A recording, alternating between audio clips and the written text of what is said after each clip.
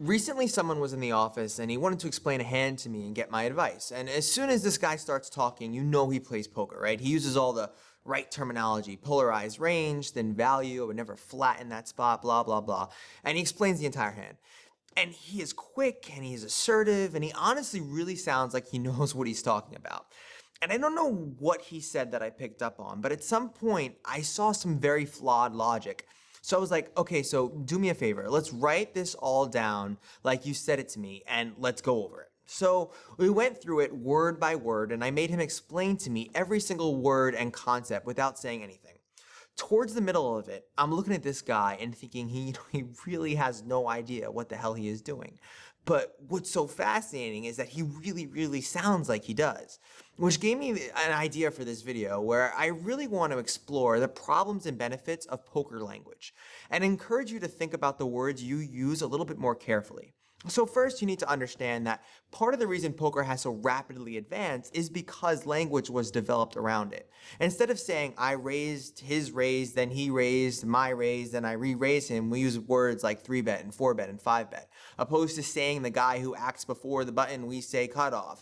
This language allows us to speed up the learning process dramatically. We create taxonomies like lag and tag. We discuss ranges as being polarized or merged. We even get to pull concepts from things outside disciplines, discussions around GTO strategy or applying Nash equilibrium to a sit and go.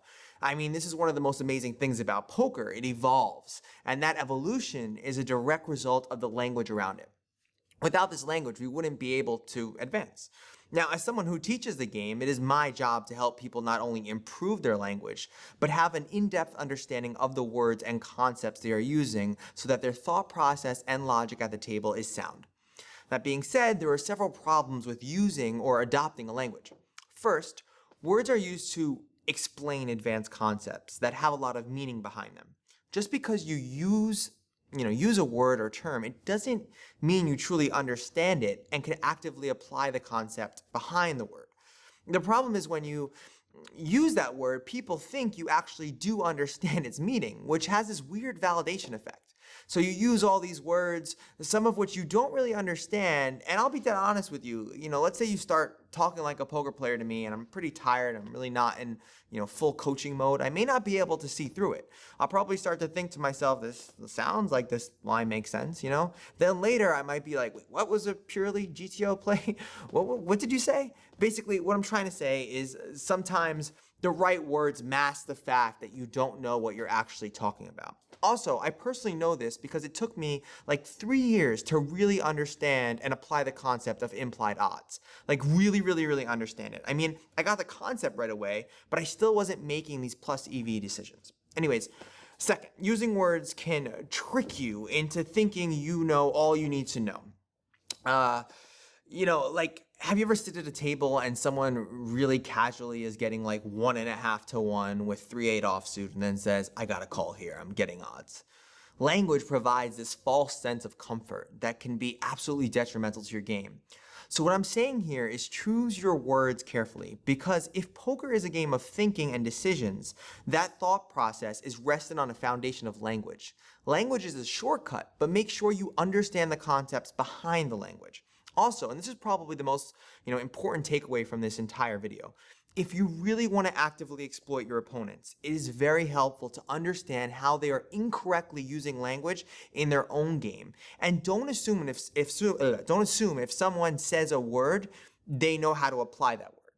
Okay, so I got pretty philosophical there, but this is actually, a very important concept. I'm also curious if you can come up with any more strengths and weaknesses of poker language. So comment below, let me know what I missed. Also, I've been sending out a lot of emails and videos not on YouTube lately. Make sure you head over to schoolofcards.com/signup.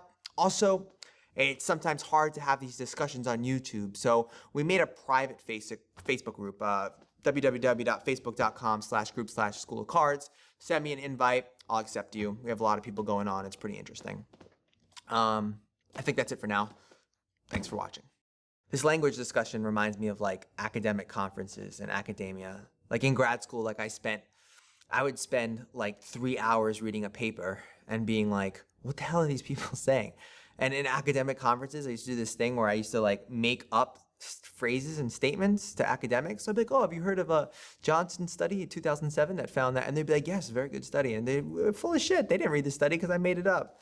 It's like a little good old fashioned lie detection night.